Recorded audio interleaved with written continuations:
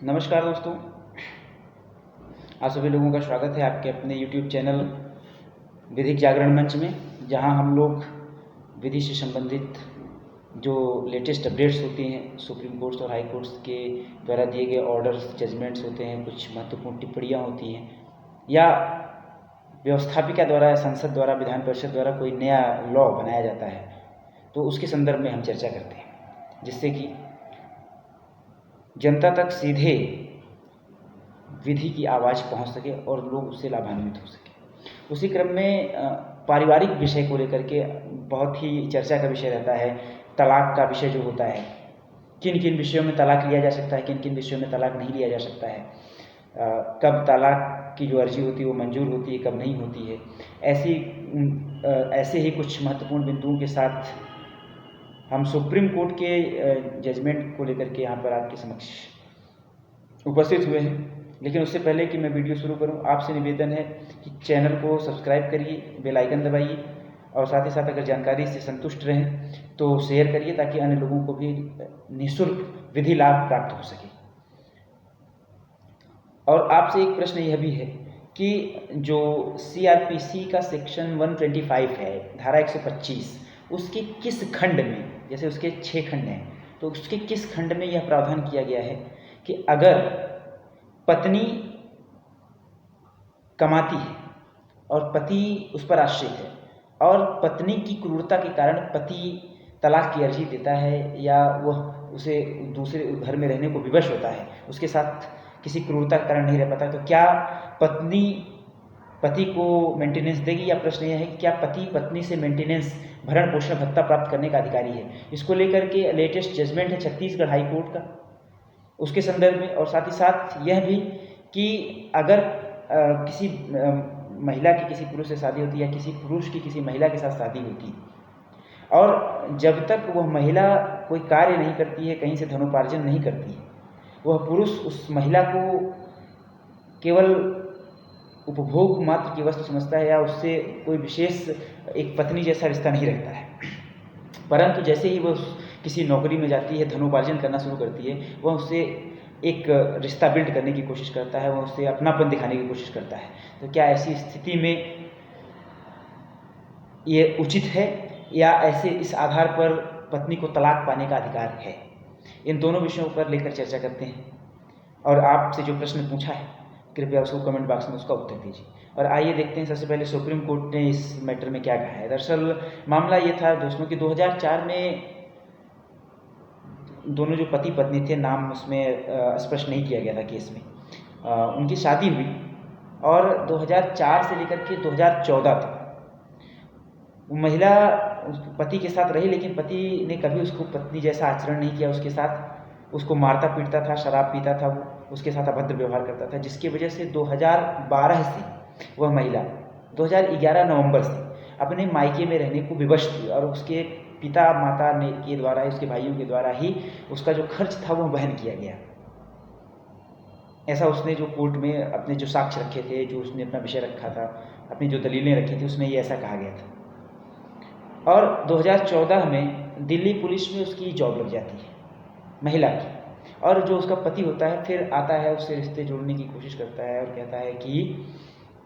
अब आप हमारे साथ रह सकती हो, आप हमारी पत्नी हो। और वो बस इसलिए कि वो क्योंकि एक नशेड़ी था, तो उसको नशे के लिए पैसे चाहिए होते हैं। तो सुप्रीम कोर्ट ने सीधे सीधे ये टिप्पणी की कि कोई भी व्यक्ति पत्नी को दुधारू गाय समझकर उसके साथ जीवन यापन करे, ऐसा बिल्कुल भी उचित नहीं है, और ये किसी भी तरीके से ना सामाजिक रूप से, ना नैतिक रूप से, ना धार्मिक रूप से, और ना ही विधिक रूप से यह स्वीकार योग्य नहीं है। और अगर कोई भी पति इस प्रकार का आचरण करता है, और उसके मन में इस प्रकार की मानसिकता है कि अगर वह किसी उपयोगी है किसी कार्य में, उसके जीवन में, उसके जिस रूप में वह चाहता है, वह उसको पैसे कमा कर दे सकती है, तब तो वह उसको उसके अपने साथ रखेगा, अन्यथा नहीं रखेगा। तो अगर इस स्थिति को पत्नी सिद्ध कर ले जाती है कि ऐसा है, ऐसा वास्तव में उसके साथ हुआ है, इस प्रकार का बर्ताव उसके पति द्वारा, तो इस आधार पर पत्नी पति से तलाक की अधिकारिणी है। और ऐसा कहते हुए जो इलाहाबाद उच्च न्यायालय का निर्णय था, इस मामले में तलाक की अर्जी को खारिज किया था। सुप्रीम कोर्ट ने तलाक को स्वीकार किया और कहा कि इस प्रकार से बिल्कुल भी स्वीकार्य नहीं है कि इस प्रकार से कोई भी पुरुष किसी भी महिला को केवल उपभोग मात्र की वस्तु समझे और केवल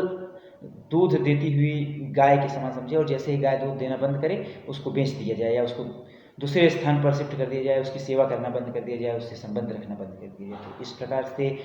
समाज में रिश्ते पति पत्नी के बिल्कुल स्वीकार्य नहीं हैं, और